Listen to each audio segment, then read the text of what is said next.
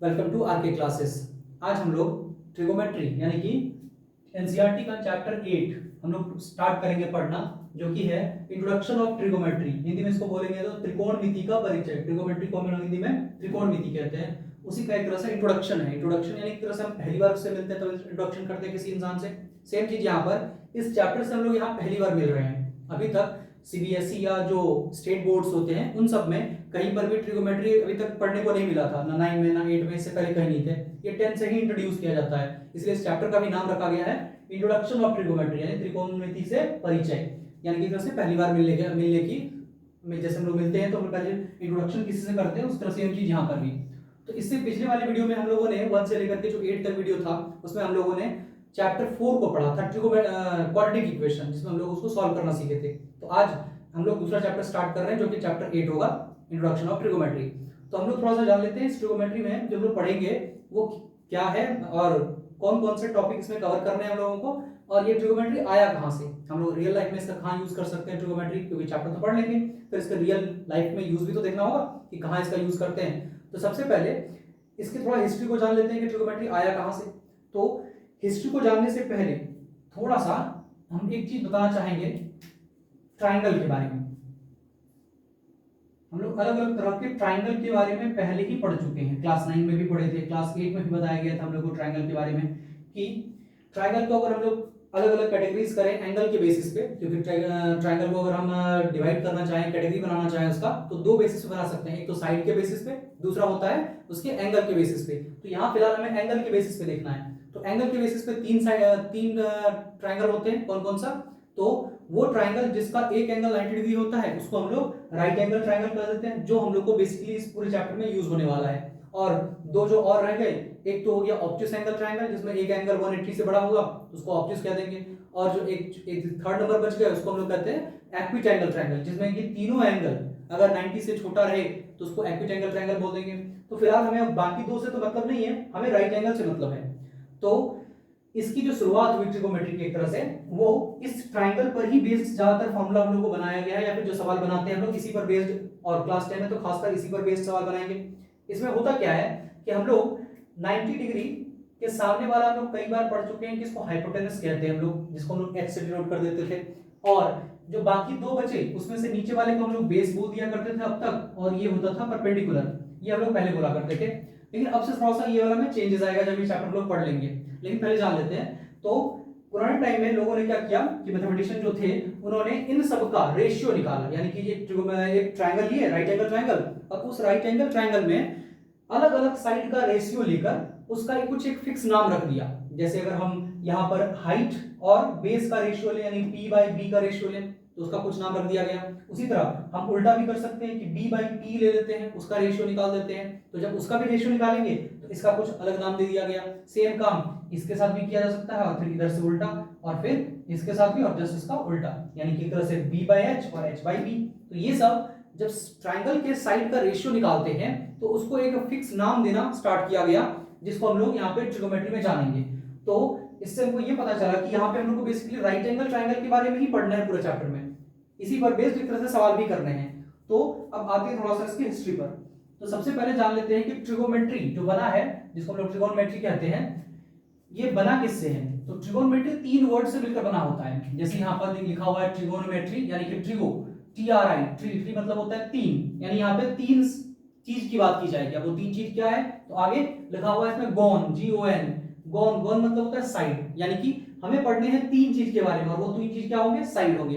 अब 3 चीज के साइड होंगे, और लास्ट में जो लिखे हैं मेट्री, यानी कि METRON, इसका मतलब हो गया मेजर, यानी कि हमें 3 साइड के लेंथ को मापकर कुछ चीजें पढ़नी है इसमें। तो उसी यानी ऐसा चैप्टर जिसमें हम लोग ऐसा काम करते हैं कि 3 साइड का लेंथ को मेजर करते हैं और उससे कुछ फॉर्मूला या फिर सवाल बनाते हैं, तो उसी चैप्टर को यहाँ पर ट्रिगोमेट्री के नाम से जाना गया। सबसे पहले यहाँ पर आर्यभट्ट, हम लोग ने सबने सुना है, ये भारतीय साइंटिस्ट, भारतीय मैथमेटिशियन थे, लगभग 500 AD के आसपास। उन्होंने एक किताब लिखी थी आर्यभट्टम, जिन्होंने सबसे पहले उन्होंने आर्यभट्टम में ही इसका जिक्र मिलता है ट्रिगोमेट्री के बारे में। किस चीज के बारे में, तो उन्होंने एक टर्म इस्तेमाल किया था अर्धजया। अर्धजया मतलब होता है हिंदी में अगर हम इसको बोलेंगे अर्धजया यानी कि आधा, अर्ध मतलब होता है आधा, जया, जया मतलब से कोड, जो हम लोग कोड को हम लोग जीवा भी कहते हैं हिंदी में। तो ट्रिगोनोमेट्री अगर सर्कल ऐसे जीवा ऐसे होता है, अगर एक सर्कल है और यहाँ से एक लाइन यहाँ ड्रॉ कर दें तो ये मेरा जीवा कहलाता है, जिसको हम लोग कोड कहते थे। तो बेसिकली उन्होंने इस चीज के लिए एक शब्द इस्तेमाल किया था जिसका नाम था अर्धजया। अब ये जो अर्धजया है, इसमें से ये जो कोड है, इस कोड को हम लोग जीवा बोलते हैं। पहले तो ये हो गया अर्धजया। अर्धजया का मतलब होता है हाफ कोड, और इस कोड को हम लोग क्या बोलते हैं, जीवा बोलते हैं। तो जब ये जीवा है इस बुक में मेंशन था, तो जब अलग अलग लोग जब यही बुक अरबी में ट्रांसफर हुआ, यानी कि अभी अरबी में एक तरह से इसको ट्रांसलेट किया गया, उस टाइम में ये जीवा जो है वो उसको लिखा गया SINUS, साइनस। एक तरह से इस जीवा को ही किस नाम से जाना गया, साइनस। इसका मतलब होता है कोई कर्व चीज, यानी टेढ़ा चीज। तो इसका सेम चीज यहाँ पर उसको ट्रांसलेशन करके जब अरबी में लिखा गया, उसको लिख दिया साइनस। अब फिर वापस जब इस बार इसको ट्रांसलेट डायरेक्ट क्या कहते हैं अरबी में तो कर दिया था, लेकिन दोबारा जब इसका ट्रांसलेशन हुआ लैटिन में, तो इसको डायरेक्ट इससे इसमें ट्रांसफर नहीं किया, बल्कि अरबी में पहले से जो ट्रांसलेट था उसी बुक को वापस दोबारा ट्रांसलेट किया लैटिन में। जब ऐसा किया गया तो फिर साइनस जो है वो फिर कन्वर्ट हो गया साइन में, SINE। उस वक्त इसको SINE लैटिन में लिखा गया, लैटिन बुकों में जब ट्रांसलेट हुआ तो इसको SINE को बोल दिया गया। बाद में एक प्रोफेसर हुए एस्ट्रोनॉमी के, एस्ट्रोनॉमी मतलब एक तरह से खगोल चीजों के बारे में जो पढ़ते हैं, अंतरिक्ष के बारे में, उन्होंने क्या किया कि इसका नाम फिर बदलकर जो साइन SINE था, इसका शॉर्ट नोट निकाल दिया, जिसको हम लोग SINE यानी कि साइन के नाम से जानते हैं। हम लोग को बेसिकली इसी के बारे में जानना है आज, sine, cos, tan, cot, probable, शायद आप लोगों ने सुना होगा इसके बारे में, इन सब के बारे में जानना है। उसके बाद बहुत दिन बाद, यानी कि ये तो लगभग 500 AD के आसपास ये कहानी है, इस पूरा यहाँ से आता है। हम लोगों ने देखा कि पहले कैसे हाफ कोड, यानी कि एक तरह से कोड जो जीवा बना, फिर जीवा को ही साइनस कर दिया गया और इसी साइनस को लैटिन में साइन बना दिया, फिर बाद में जिसको साइन के रूप में हम लोग आज जानते हैं। उसी तरह कोसाइन और टेंजेंट, कोसाइन और टेंजेंट, ये जो दो वर्ड हैं, इसको भी वापस आर्यभट्ट ने भी इसको नाम दिया था। क्या नाम दिया था इसका? तो आर्यभट्ट ने इसका नाम दिया था कोटि जया। कोटि जया, कोटि मतलब जैसे तो छोटा बोल सकते हैं इसको, तो कोटि जया। अब इस कोटि जया को ही फिर से बाद में इसी रूप में ट्रांसफर होते होते लास्ट में इसको कॉस का नाम दे दिया गया, यानी कि कोटि जया ही फिर कॉस के रूप में जाने लगा। सेम चीज टेन के साथ हुआ। और बाकी दो और दो हैं जिसको भी तीन और है, मतलब यहाँ तीन हम लोग देखिए, एक साइन हो गया, एक कोसाइन हो गया, टेंजेंट हो गया, इस तरह एक और सेक, कॉट और कोसेक है। तो इन सब का पूरा हिस्ट्री लगभग कुछ ऐसा ही रहा। तो हम लोग थोड़ा सा अब जानते हैं कि ये साइन मतलब क्या होता है, कोसाइन मतलब क्या होता है, टेंजेंट मतलब क्या होता है, थोड़ा सा इसके बारे में जानते हैं, इसको मिटाते हैं।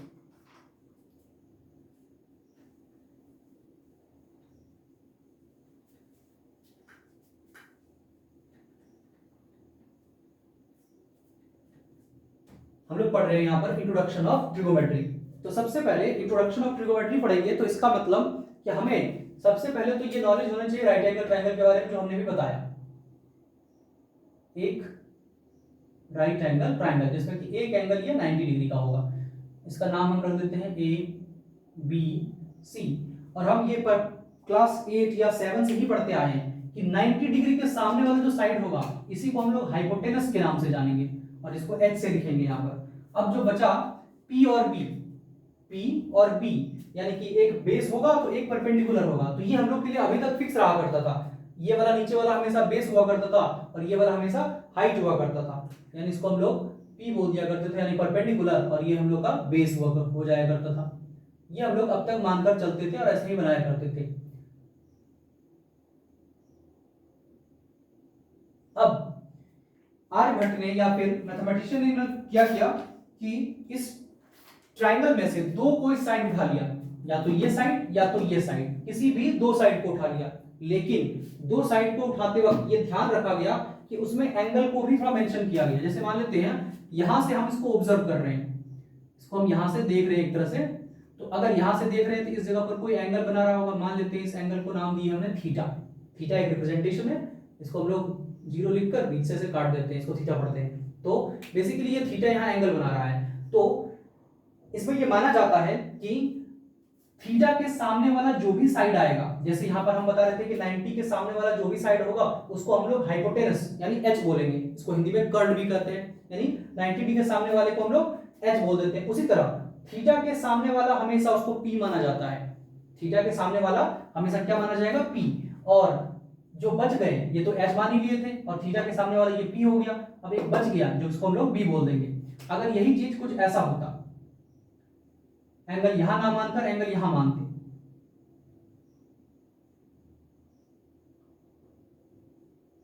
ये 90 डिग्री हो गया, इसके सामने वाला ये एच हो गया। अब इस बार थीटा मान लेते हैं यहां पर है, यानी एंगल हमको यहां से ऑब्जर्व करने बोल रहा है, तो इस केस में थीटा के सामने वाला ये वाला हो रहा है साइड, इसका मतलब इसका नाम इस बार पी हो जाता, और ये वाला जो बच गया इसका नाम बी हो जाता। यानी यहां पर पी और बी जो है वो चेंज करता रहता है इस एंगल के बेसिस पर, जहां जाएगा एंगल उसके सामने वाला पी को लिख देना है, बाकी जो बच जाएगा उसको बी कर देंगे। जैसे इस केस में यहाँ पी बन गया, ये बी बन गया, चेंज हो गया। तो अब जब ऐसा किया गया तो अब इन सबका रेशियो लिखा गया, यानी कि ये जो साइड तीन साइड दिख रहे हैं, इन तीन साइड से हम लोग 6 रेशियो बना सकते हैं। इन तीन साइड से हम लोग कितने रेशियो बना सकते हैं? 6 बना सकते हैं। कैसे?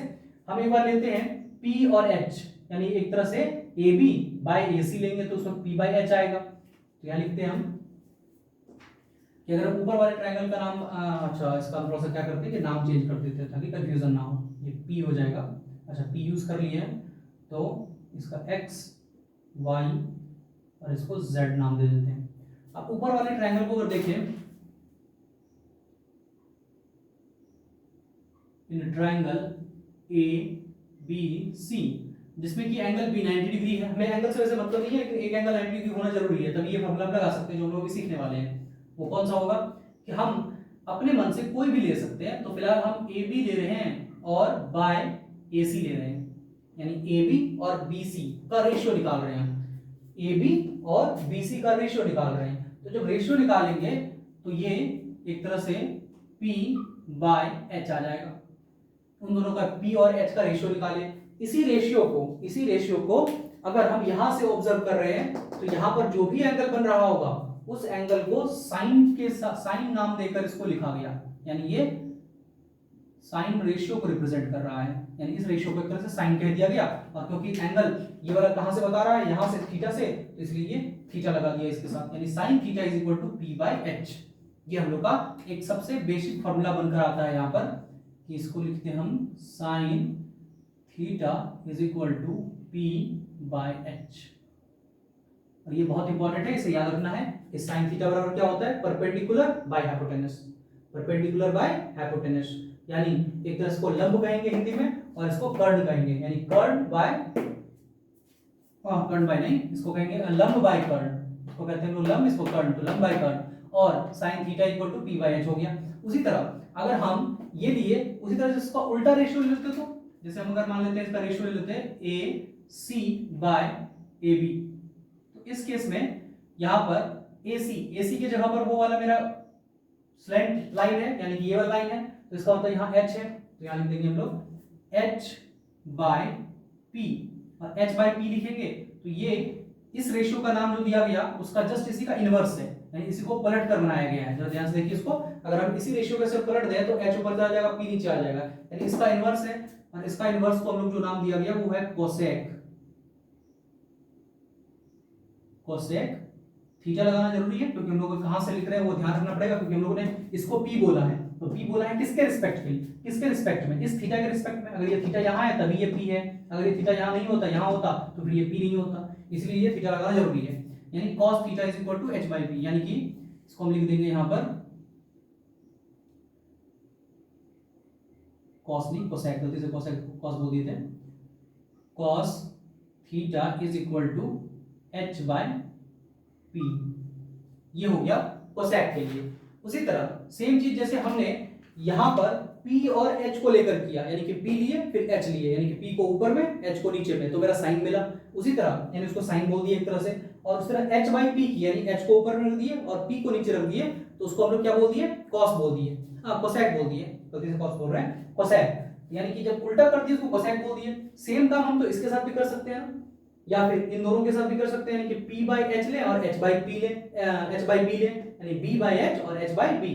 अब हम अगर हम उस तरह को लिखना, उस साइड को लिखना चाहेंगे कि BC बाई AC, तो इस रेशियो को अगर हम देखें तो ये बनेगा B by H equal to, क्योंकि BC BC मेरा नीचे वाला हिस्सा है और AC ऊपर वाला हिस्सा है, यानी कि B बाय एच, जो कि इसका जो नाम दिया गया, इसका नाम दिया गया लिखे थे कॉस बोलते हैं इसको लोग, कॉस।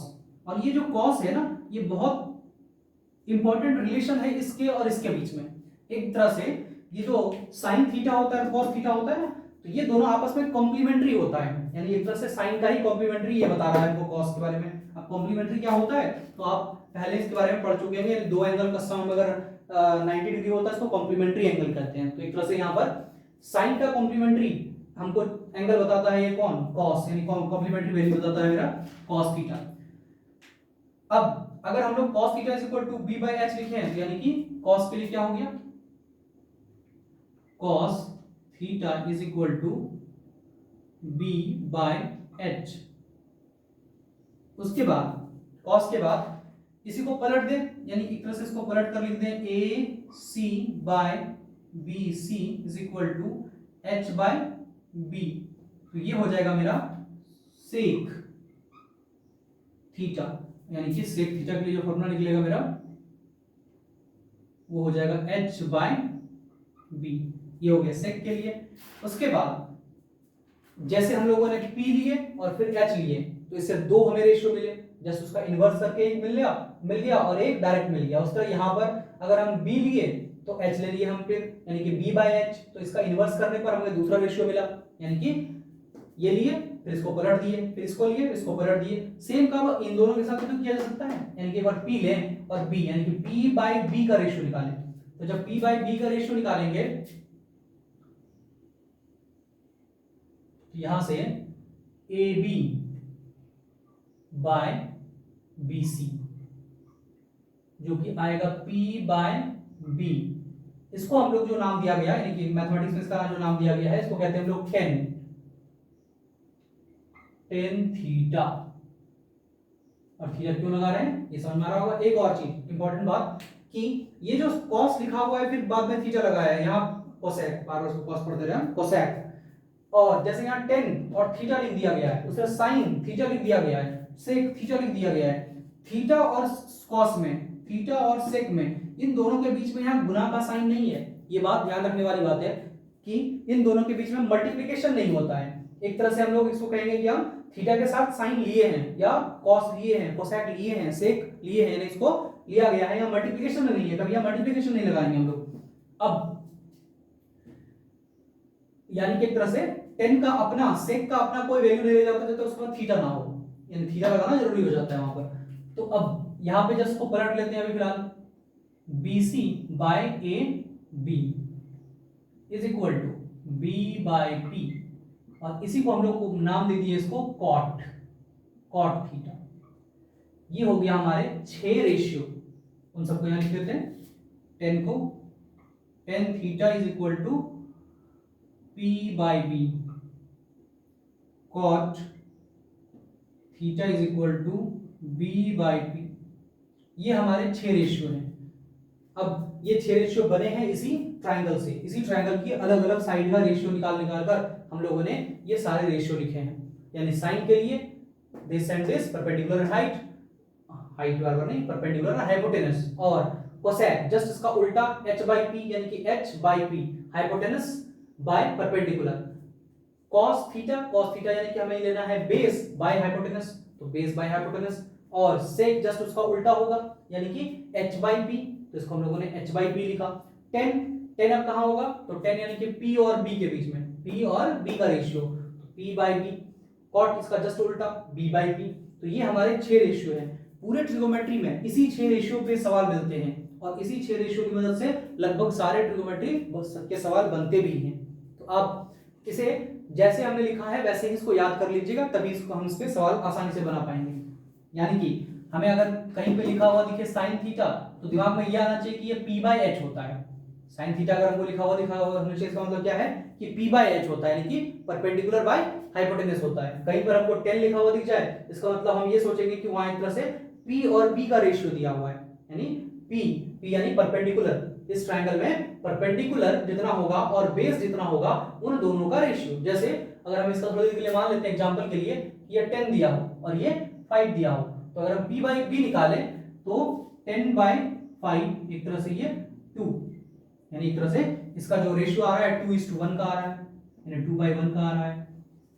ये एक तरह से रेशियो को रिप्रेजेंट करने वाला वैल्यू हो गया, यानी कि 2/1। ये है हमारा छेद ट्रिगोनोमेट्री। इसको याद करने के अलग अलग ट्रिक बताए जाते हैं, जिसमें कि एक है पंडित बद्री प्रसाद हरिहरी बोल करके ऐसे करके कुछ, तो हम लोग उसको इतना याद करें क्योंकि वो वाला तरीका याद तो हो जाता है उससे, उसमें कोई शक नहीं है, लेकिन क्योंकि हमें जब उसकी जरूरत पड़ती है तो हमें बार बार वो चीज रिपीट करके देखना पड़ता है कि कहाँ क्या आएगा। अगर हम 6 का 6 चीज अगर डायरेक्ट सिंपली याद कर लें तो बहुत आसान हो जाएगा हमारे लिए, उतना दिमाग में लगाना पड़ेगा ना सोचना पड़ेगा, आसान करना याद करना भी बहुत आसान है, इसमें कुछ ज्यादा सोचना भी नहीं है। परपेंडिकुलर लो, हाइपोटेनस लो, उसको नाम दे दो साइन, तो उसके साथ थीटा लगेगा ही लगेगा, तो sine theta is equal to P by H लिख देंगे। जस्ट इसका उल्टा कर देते हैं, तो जस्ट इसका जैसे उल्टा किया यानी एच बाई पी किए तो इसका नाम हो गया कोसेक थीटा। सेम चीज अब आते हैं, जैसे इसको लिए तो साइन बना, इसका उल्टा किए तो कोसेक बने। अब अगर इसको लें और इसको लें तो ये बनेगा मेरा कॉस, और फिर जस्ट का उल्टा कर दो तो कॉस का उल्टा सेक, सेक ये भी सेक आ गया। उसके बाद टेन, टेन थीटा, यानी अब अगर इसको ले लिए इसको ले लिया, बचा ये दोनों, यानी p बाई b लिए, तो जैसे ही p बाई b लेंगे इसको 10 बोल देंगे, जस्ट का उल्टा कर देंगे b बाई p, तो ये कॉट हो जाएगा। ये थे हमारे 6 ट्रिगोमेट्रिक रेशियो। और अगर आपको वो तरीका भी जिसको हम लोग निमोनिक्स कहते हैं उससे भी अगर याद करने हैं तो हम लिख के दिखा देते हैं उसको, ताकि आप याद कर सकें। इसको मिटा रहे हैं, आप एक बार देख लीजिए इसको पूरा।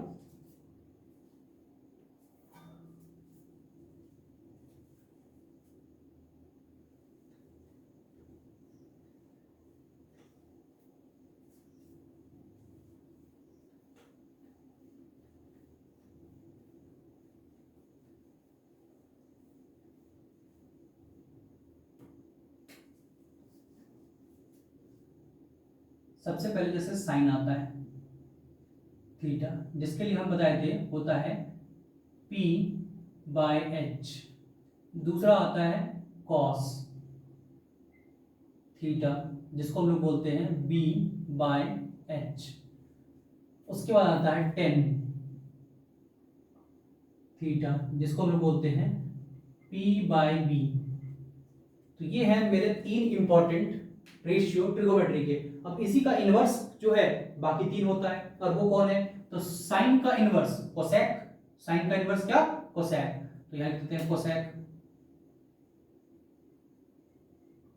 Cosec theta. और यहां क्या हो जाएगा, तो जस्ट का इनवर्स यानी कि h बाय इनवर्स, मतलब इसका उल्टा, इसको पलट कर लिख देना है। यहां पर कोसेक, कोसेक कॉस, कॉस का उल्टा क्या हो जाएगा, सेक, सेक थीटा। इसका जब इन्वर्स करेंगे तो यह आ जाएगा h बाई बी, इसको पलट देने पर h बाई बी। उसी तरह टेन का इन्वर्स क्या होता है, तो टेन का इन्वर्स कॉट होता है, तो हम यहाँ पे लिख देंगे कॉट, और कॉट थीटा जिसको पलट दो b बाई 2। ये आ गया हमारे 6 रेशियो जिसे हमें याद रखने हैं, sine cos tan, cosec sec cot.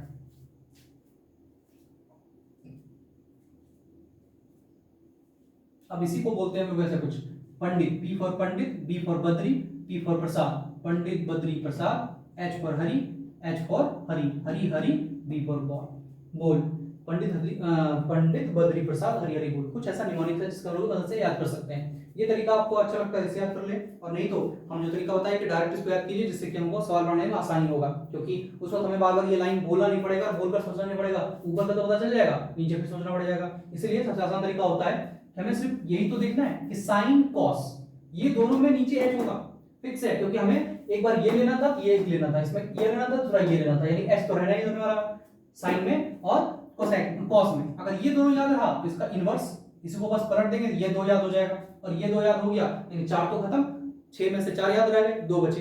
अब 2 में से एक 10 है, 10 का जब हम लोग इसको और इसको ले लिया, इसको ले लिया, बचेगा कौन, ये दोनों बचेगा। तो अब p बाई b यानी p बाई b, तो इसको 10 बोल दिए, जिसका उल्टा हम लोगों ने इसको कॉट बोल दिए। ये हमारे थे 6 ट्रिगोमेट्रिक रेशियो, जिसे हमें एकदम एकदम बहुत बढ़िया से याद करना है, क्योंकि इसकी मदद से हमारा चैप्टर 8.1 बनेगा पूरा का पूरा, और आगे भी ये मदद करता है हमें सॉल्व करने में। तो अब इसे लिखना चाहें लिख लें, हम मिटाते हैं इसको फिर।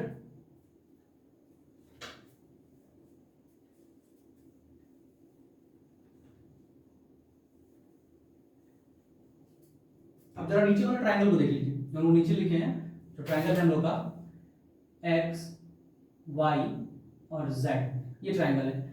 अब अगर हम इस ट्रायंगल को ध्यान से देखें तो इस ट्रायंगल में हमको दिख रहा है एंगल यहाँ पर है, तो जब एंगल यहाँ पर है तो इसके लिए जो P होगा मेरा ये वाला होगा और B जो होगा वो ये वाला होगा और H तो फिक्स ही रहता है, H कभी नहीं चेंज करेगा किसी भी राइट एंगल ट्रायंगल में, वो 90 डिग्री के सामने वाला ही हाइपोटेनस कहला सकता है, इधर तो नहीं हो सकता। सिर्फ P और B यहाँ चेंज करेगा थीटा के अकॉर्डिंग, थीटा नीचे तो P ये, थीटा ऊपर तो P फिर ये। देख लेते हैं इसमें, जैसे अगर इसका हमको साइन का रेशियो लिखना है, उस थीटा के साथ क्या लिखना है हमको, साइन का रेशियो, तो हम लिखेंगे sine theta is equal to, अब साइन थीटा हम लोगों ने क्या याद किया था, तो साइन थीटा हम लोगों ने मतलब साइन का रेशियो जो होता है एंगल के साथ वो होता है P बाय B, यानी परपेंडिकुलर बाय हाइपोटेनस। तो परपेंडिकुलर बाय हाइपोटेनस हमको चाहिए, तो यहां देख लेते हैं परपेंडिकुलर बाय हाइपोटेनस क्या है, थीटा ये, इसके सामने वाला ये परपेंडिकुलर यानी YZ, तो हम शॉर्ट में इसको लिख देते हैं P बाय H, और P बाय H करने का मतलब यहां पर मेरा P ये है YZ बाय और H मेरा XZ है, तो लिख देंगे यहाँ पर XZ। ये हो गया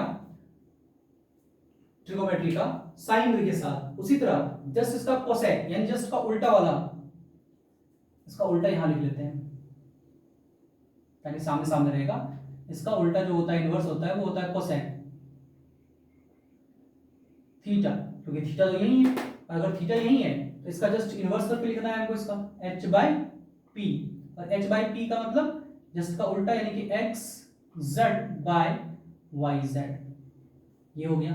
उसी तरह अब आते हैं जिसमें H होता था, एक साइन होता था वो, और एक और जो इसमें H रहता था नीचे में वो होता था हम लोग का cos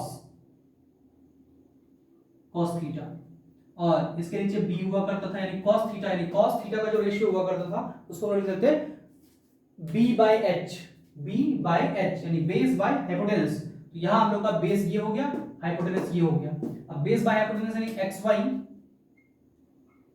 xy बाय xz, और इसका इनवर्स cos का इनवर्स sec, cos का इनवर्स sec एकदम बैठा हुआ है, इसमें कोई दिक्कत नहीं है, sec हो जाएगा इसका SEC, sec theta is equal to, अब cos का इनवर्स sec है तो इसको पलट देते हैं हम लोग h बाय b, और h बाय b देखें तो ये xz h है हम लोग का, बाय b हम लोग का xy है, तो यहां से xy। उसके बाद tan था, हम लोग 10 क्लास में है भी, इसको याद करना आसान है हम लोग, क्योंकि 10 क्लास में है भी और ये 10 भी है, तो हम लोग 10 बोल सकते हैं इसको, 10 याद रखना आसान रह जाएगा हम लोग का। tan थीटा क्या हो जाएगा, tan थीटा हो जाता है P by B, P by B, P by B is equal to P by B। अब यहाँ देखिए P नीचे है इसलिए हम नीचे वाले को लिख रहे हैं, इसमें P ऊपर था, P ऊपर नीचे कैसे हुआ ये समझ में शायद आपको आ गया होगा। थीटा के सामने वाला P होता है हमेशा, तो थीटा यहाँ है, इसके सामने वाला ये, इस वक्त थीटा यहाँ हो गया है, इसलिए P मेरा नीचे वाला हो गया है, तो P मेरा जो है YZ बाय B है XY। उसी तरह इसका जस्ट इनवर्स cot, दोनों में लास्ट में जैसे टी से स्टार्ट हो रहा है टी से एंड हो रहा है, तो tan और cot बोलने में भी एक जैसा लग रहा है, tan cot, तो इसका इनवर्स याद रखना आसान है, tan का उल्टा cot theta is equal to, ये जस्ट इसका उल्टा यानी कि B by P equal to B का वैल्यू है XY बाय P मेरा है YZ, तो ये हो गया YZ, ये हो गया इस ट्रायंगल के लिए। यानी कि ये डिपेंड करता है कि हमने कौन सा एंगल चुना है, उसके अकॉर्डिंग हम लोग का P और B चेंज करेगा, उसी के अकॉर्डिंग इसका पूरा रेशियो चेंज करेगा। ये हो गए 6 ट्रिगोमेट्रिक रेशियो इस ट्रायंगल के लिए, आप इसको एक बार देख लीजिए।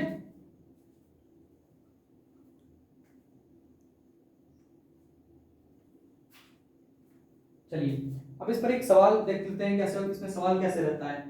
और हाँ एक चीज तो इसमें हम बताना भूल गए, क्या इसका हम लोग का रियल लाइफ में यूज कहाँ है इस सारे रेशियो का, तो चलिए हम एक दो एग्जांपल बताते हैं रियल लाइफ पे, फिर इस पे सवाल करेंगे। तो रियल लाइफ में इसका यूज कहाँ करते हैं,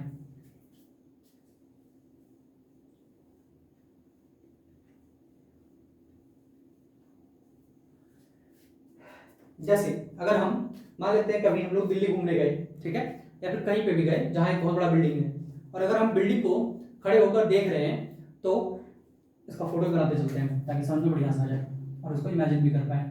एक बड़ा सा बिल्डिंग है और ये जमीन है जिसके ऊपर ये बिल्डिंग खड़ी है, और हम यहाँ से चलते चलते आए और यहाँ खड़े हो गए, और इस बिल्डिंग को हम देख रहे हैं सबसे टॉप मोस्ट इसका हिस्सा यहाँ। हम जानते हैं क्योंकि हम लोग मेजर कर सकते हैं यहाँ से लेकर यहाँ तक डिस्टेंस, वो हमारे हाथ में है, उसको मेजर कर लेंगे। मान लेते हैं यहाँ से डिस्टेंस जानते हैं, ये मेरा कुछ डी है, कि हम बिल्डिंग से डी डिस्टेंस पर यहाँ पर खड़े हैं, और हम यहाँ से इस बिल्डिंग के टॉप हिस्से को देख रहे हैं, ये हमने उसको देख रहे हैं। तो जब हम इसको ऑब्जर्व करेंगे तो उसके दौरान हॉरिजॉन्टल करेंगे मतलब तरह से क्षैतिज मतलब जमीन से जो लाइन यहाँ पर है, क्योंकि मेरी थोड़ी ऊंचाई है तो ये थोड़ा यहाँ से बनेगा। हर इंसान अपना उसका आई तो पैर पे तो होगा नहीं, उसका आंख तो सर पे ही लगा हुआ रहेगा, और अगर सर पे लगा हुआ है तो इसका मतलब कि वो थोड़ा सा ऊंचाई से देखेगा, इसलिए हमने ऊपर एक लाइन ड्रॉ किया है। तो ये जो हॉरिजॉन्टल लाइन दिख रहा है, जो कि नीचे भी था, लेकिन क्योंकि इससे उसका आंख तो यहाँ नहीं होगा, आंख यहाँ होगा, इसलिए वो देख यहाँ से रहा होगा, तो हमने थोड़ा सा ऊपर में एक लाइन ड्रॉ कर दिया है। यहाँ से कुछ ना कुछ ये एंगल बनाएगा, ये एंगल थीटा मान लेते हैं कुछ है। अब थीटा का मतलब 10 डिग्री 50 डिग्री 100 डिग्री कुछ भी हो सकता है, पर 100 डिग्री नहीं होगा, 100 डिग्री उसको उधर देखना पड़ जाएगा, तो 100 डिग्री नहीं हो सकते, लेकिन 90 से छोटा होगा जो भी एंगल होगा। तो 90 से जो छोटा एंगल है वो देख रहा है इसको, तो देख रहा है, अब वो चाहता है इस बिल्डिंग का वो हाइट को कैलकुलेट करे एक तरह से। आप भी इसको कैलकुलेट कर सकते हैं, बस आपको यहाँ का एंगल मालूम होना चाहिए कि किस एंगल से आप उसको देख पा रहे हैं। दूसरा, ये डिस्टेंस आपको मालूम होना चाहिए कि यहाँ से लेकर यहाँ तक के बीच में डिस्टेंस कितना है, जैसे यहाँ डी डिस्टेंस है।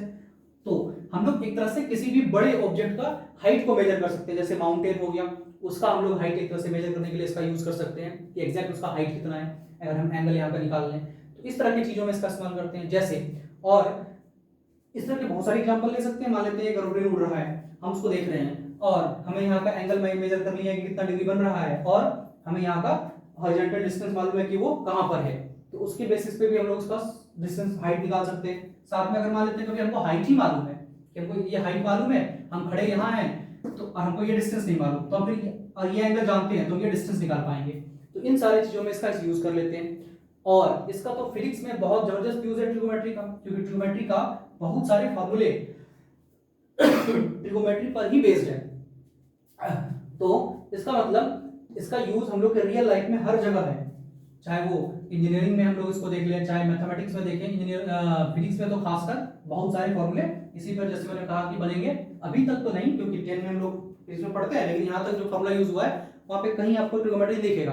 कारण इसका यही है कि हम लोगों ने ट्रिगोमेट्री पढ़ा ही नहीं था, तो फिर उस पर सवाल कैसे आ सकता था। इसलिए जो भी पढ़ाया गया है फिजिक्स में, जितने भी अभी तक हम लोग 10 में पढ़ेंगे भी फिजिक्स, तो उन सब में जो जितने सारे सवाल बनाए जाते हैं उन सबको ऐसा सिंप्लीफाई फॉर्म में रखा जाता है जिससे कि वहाँ ट्रिगोमेट्रिक टर्म आएगी ना, और आए भी तो उससे कोई असर ना पड़े, क्योंकि उसका वैल्यू या तो 1 हो जाया करता है उस रेशियो का, या फिर 0 हो जाया करता है, जिससे हम लोग को उसका असर दिखता नहीं है।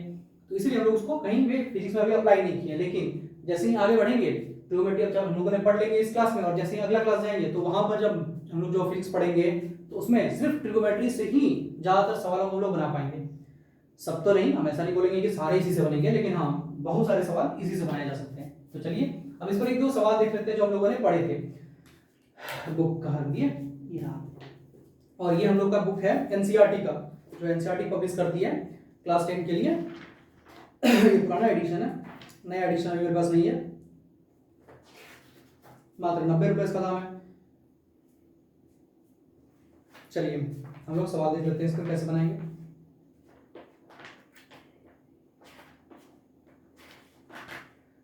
हम बुक का सवाल इसलिए लेते हैं, अपने मन से कोई सवाल डालते हैं ताकि बुक का सवाल आपको कंप्लीट होता चला जाए। एग्जाम्पल भी बताएं तो वो भी आपको मदद करे।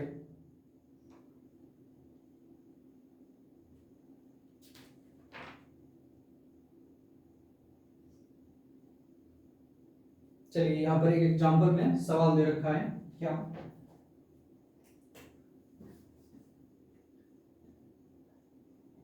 10a बराबर 4/3 find other trigonometric ratio of angle A, यानी कि 6 ट्रिगोमेट्रिक रेशियो है ही, उसमें से एक ट्रिगोमेट्रिक रेशियो दे रखा है यहाँ पर 10a बराबर इतना होगा, बाकी जो बच गए उसके लिए हमें ट्रिगोमेट्रिक रेशियो निकालना है एंगल ए के साथ। जरा मैं पानी पी लूं।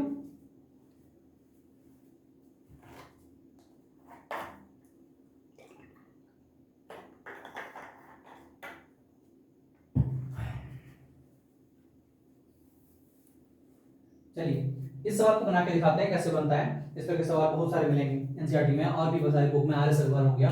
तो सबसे पहले जब भी इस तरह के सवाल दें कि हमको कोई भी ट्रिगोनोमेट्रिक रेशियो दिया हुआ है और बाकी रेशियो पूछा जा रहा है या बाकी एक दो भी पूछ ले, तो हम लोग कैसे निकालेंगे। सबसे पहले तो हम लोग को कुछ नहीं करना है, एक राइट एंगल ट्रायंगल बनाना ही बनाना है। अगर हर सवाल में राइट एंगल ट्रायंगल यहाँ बनेगा ही बनेगा, तो आराम से एक राइट एंगल ट्रायंगल बनाएंगे।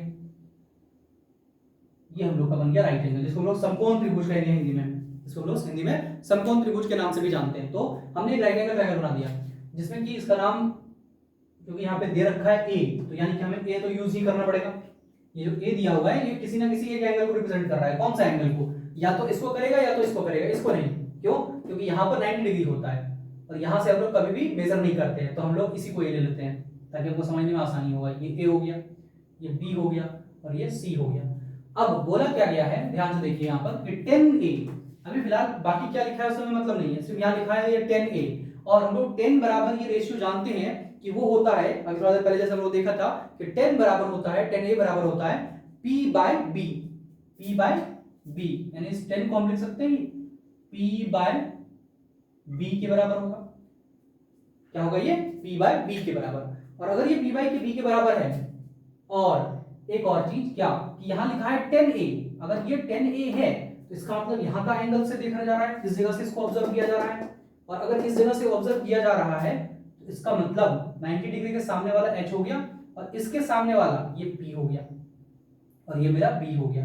यानी क्योंकि यहाँ साफ साफ लिख के दे रखा है कि 10a, a मतलब जहां पर a यहाँ पर रिप्रेजेंटेशन में आ रहा है, ये आ रहा है, तो यानी कि इस जगह से इसको ऑब्जर्व किया जा रहा है, तो इसलिए ये p हो जाएगा, ये b हो जाएगा। अब जरा ध्यान से देखिए, ये हम लोग एक रेशियो जान रहे हैं क्या कि p by b जो है वो 4 by 3 के बराबर है। p by b जो है वो किसके बराबर है?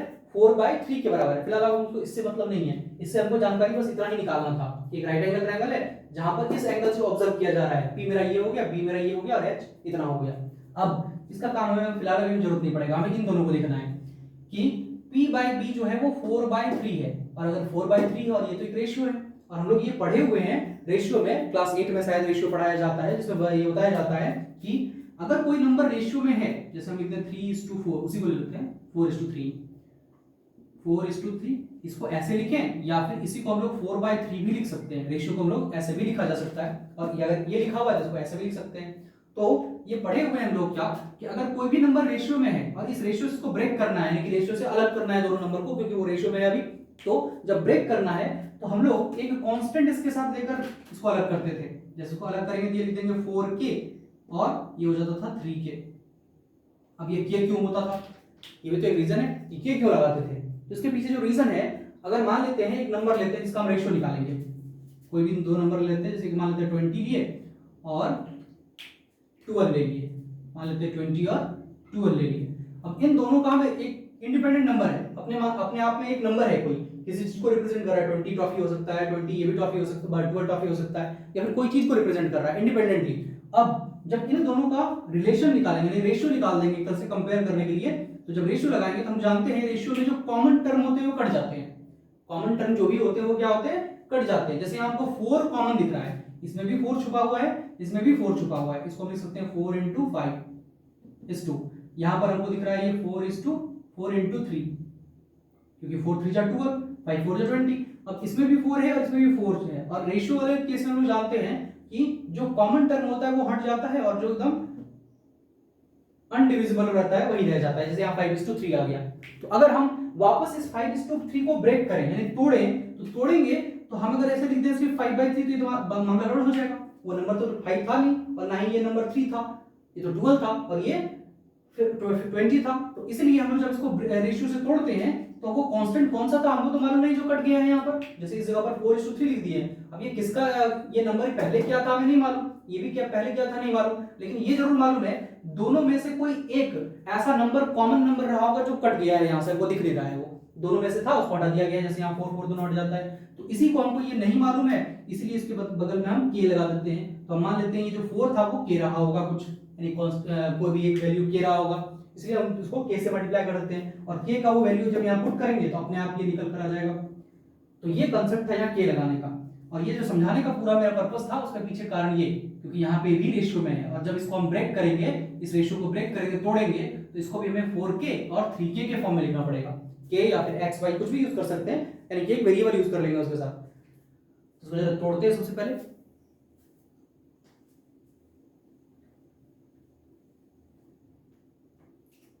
हम यहां से लिखेंगे p बराबर 4k, जो p इक्वल टू आ रहा है वो कितना आ रहा है, 4k आ रहा है, और जो b आ रहा है वो कितना आ रहा है, यहां से 3k। ये आया। तो अब जरा इस फिगर को देखते हैं, यहाँ पे p और b दिया है, उसका वैल्यू डालते हैं। p की जगह पर p इज इक्वल टू हो जाएगा मेरा 4k और b इज इक्वल टू हो जाएगा यहाँ पर 3k। ये 4k, ये 3k। अब अगर ध्यान से देखें तो हमने ट्राइंगल का दो साइड का पता कर लिया, एक साइड है 4k और दूसरा साइड है 3k। अब हमको चाहिए, हम ये थर्ड साइड चाहे तो निकाल सकते हैं। क्या हमको इसकी जरूरत पड़ेगी, ये भी तो सोचना है, फालतू में तो काम नहीं करेंगे। अगर हमको इसका जरूरत पड़ेगा तभी तो निकालेंगे, पहले देख लेते हैं जरूरत पड़ता है या नहीं पड़ता है। क्योंकि हमें बोला गया है कि ट्रिगोमेट्री के बचे हुए रेशियो का वैल्यू निकालो।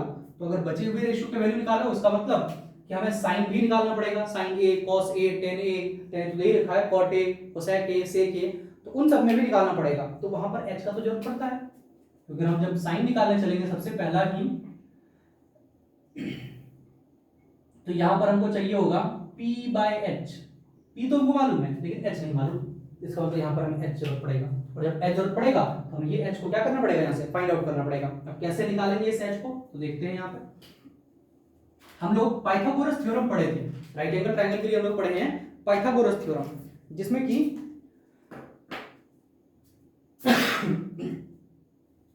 पाइथागोरस थ्योरम में बताया गया था कि हाइपोटेनस का स्क्वायर बराबर होता है बचे हुए दो साइड के स्क्वायर का।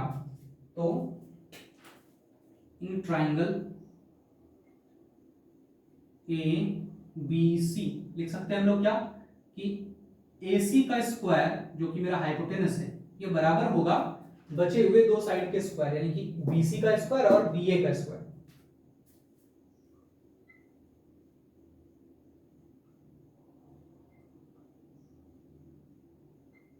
BC का स्क्वायर प्लस BA का स्क्वायर। अब AC का वैल्यू कितना है, ये हमें निकालना है, जो कि h है, यहां पे हम लोग माने हुए हैं, तो इसकी जगह पर h डाल देते हैं, h का स्क्वायर इक्वल टू BC का वैल्यू कितना है, BC, यानी कि एक तरह से P का स्क्वायर प्लस ये B हो जाएगा B का स्क्वायर। तो h का square is equal to P का वैल्यू हम लोग कितना निकाल के रखे हैं, 4k, तो यहां हो जाएगा 4k का स्क्वायर प्लस ये वाला B मेरा 3k का स्क्वायर। तो h square is equal to 4 का स्क्वायर 16 k स्क्वायर प्लस 3 का स्क्वायर 9 k स्क्वायर। दोनों पे स्क्वायर होगा क्योंकि हम लोग जानते हैं अगर कोई भी नंबर है a और b और इस पर होल स्क्वायर लगा हुआ है, इसका मतलब a का भी स्क्वायर होता है और b का भी स्क्वायर होता है, दोनों पर स्क्वायर होते हैं। तो सेम चीज यहाँ पर भी, क्योंकि ये 4 और k था तो 4 पर भी स्क्वायर जो उसको 16 बनाया, और k पर भी स्क्वायर जिसको k स्क्वायर बनाया। अब यहाँ पर है 16k स्क्वायर और यहाँ है 19k स्क्वायर। इसको मतलब ऐसे समझेंगे कि मेरे पास 16 ठो k स्क्वायर है और मेरे पास 9 ठो k स्क्वायर है और सबको एक साथ मिला रहे हैं, तो 16 प्लस 9 25k हो गया मेरे पास टोटल। तो h square is equal to 25k square, यानी कि मेरे पास टोटल 25k स्क्वायर है। अब अगर 25k स्क्वायर है तो यहां से h बराबर कितना निकलेगा, तो h बराबर रूट अंडर 25k स्क्वायर। तो h इज इक्वल टू 25 किसका स्क्वायर है, 5 का स्क्वायर है, k स्क्वायर को बाहर निकालेंगे तो सिर्फ k आएगा, यानी h इक्वल टू 5k आ गया।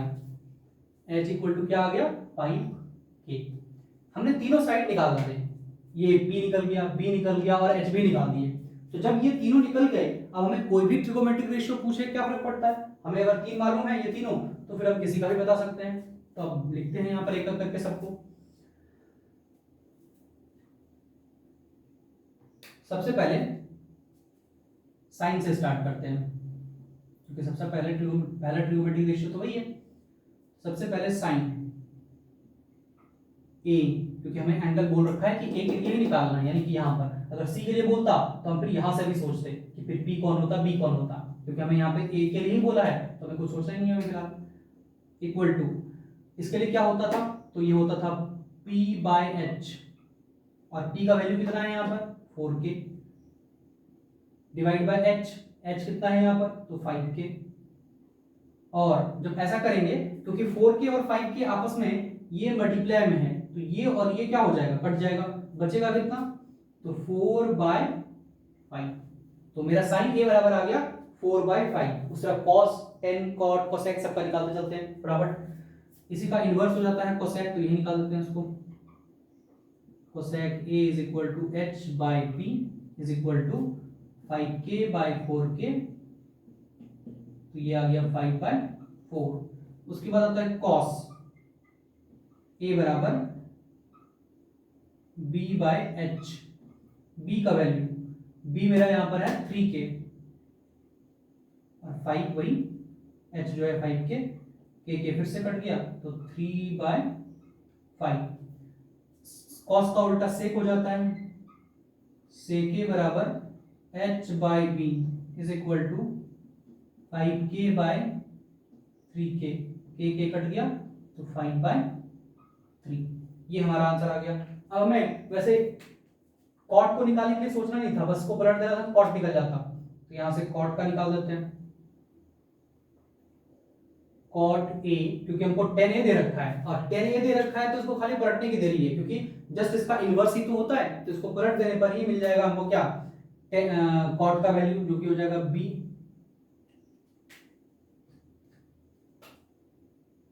b बाय p, और b का वैल्यू कहां पर है 3K, और ये हो गया 4K, यानी कि 3K बाय 4K।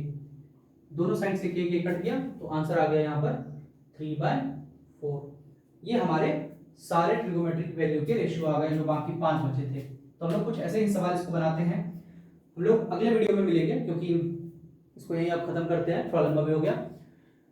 अब इस तरह के सवाल बुक को देखिएगा, एनसीईआरटी में बहुत सारे इस तरह के सवाल मिलेंगे, आप एक दो ट्राई कीजिएगा, नहीं मिले तो हम इसको फिर आगे इसमें सवाल एक दो और बनाएंगे, क्योंकि इसमें एक दो और टाइप है। क्योंकि कभी कभी कुछ सवाल में होता है क्या है कि एंगल ए देकर पूछ लेता है, यानी साइन ए tan ए तो दिया, लेकिन एंगल यहाँ पर पूछेगा क्या कि हमको साइन ए नहीं बताओ बल्कि साइन बी बताओ, या फिर साइन सी, यहाँ पे सी है तो सी, साइन सी बताओ, कॉस कोसेक सी बताओ। तो उस केस में थोड़ा सा चेंज हो जाता है। क्या चेंज होता है, मतलब चेंज तो नहीं कहेंगे, बल्कि यहाँ पे पी और बी को हमें बदलना पड़ता है हमको। पहले हम लोग यही मानकर बनाएंगे कि ये P है ये B है इसके अकॉर्डिंग, और फिर ये लिखने के बाद, इसको निकालने के बाद फिर हम इस P और B को चेंज करेंगे। क्यों चेंज करेंगे, क्योंकि थीटा ये बोलेगा, इस पर P इसको मानेंगे और B इसको मानेंगे, वैल्यू वही रहने वाला है, खाली बस नाम बदल जाएगा कि इसको P बोल देंगे इसको B बोल देंगे। तो इसलिए उस तरह के सवाल को हम लोग कल देख लेंगे, यानी एक तरह से अगले वीडियो में देख लेंगे। तो आज के लिए इतना ही रखते हैं, धन्यवाद, जय हिंद।